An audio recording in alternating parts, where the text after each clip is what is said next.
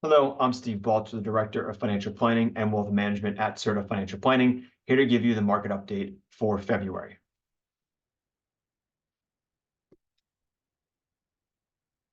From a macro stance, not much has changed. The market trend continues to stay positive, while the Fed pause has us in a neutral stance.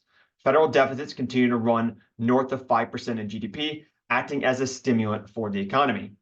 Our one upgrade for the month is leading economic indicators. Jobless claims continue to stay in the low 200,000 range, while wage growth is above 5%. Additionally, Q4 GDP came in at 3.3%, well above 2% expectations.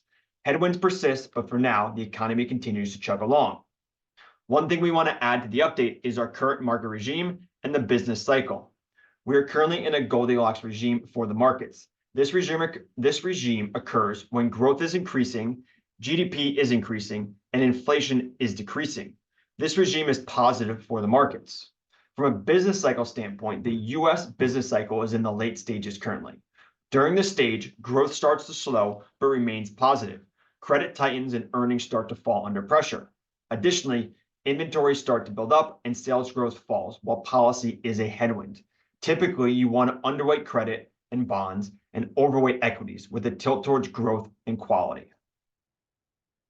These are the three questions we are monitoring for this month and beyond. What happens after an all-time high in the markets? Have rate cuts been delayed? And how does January's performance impact the year? After nearly 2 years, the S&P 500 made an all-time high. We understand concerns with headwinds that an all-time high means a near-term peak is in or a sell-off is coming. However, all-time highs are very common. According to Bloomberg, since 1915, there have been over 1,200 all-time highs. Additionally, according to JP Morgan's research, since 1988, your average 1, 3, and 5-year returns have been better if you actually invested on the day of the all-time high than investing on any other day. Lastly, the S&P is higher 81% of the time the year after hitting an all-time high. There is reason for optimism with all-time highs. In last month's update, we discussed the market expectations of a Fed cut in March. While with better than expected data and the Fed's comments at their January meeting, the market has shifted the expectations to May for the first cut. There is still a disconnect between the Fed expectations and the market as to how many cuts there will be, but for now, it appears the Fed pause will stay intact for the next couple of months. One thing to note, the reason why the Fed cuts is more important than the Fed cutting.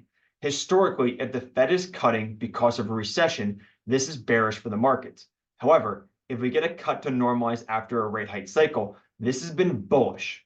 Time will tell us which scenario plays out, but for now, it seems like the latter may be the scenario that we're in.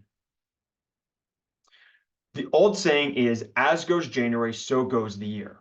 The belief was that markets go up or down in January, it will continue to rise or fall for the rest of the year. This metric has not been as accurate in the past decade or so, as we've seen many negative Januaries turn into positive years. Nevertheless, a strong start to January with a positive gain always helps, especially after a strong finish to 2023. How are we positioned and what is our outlook?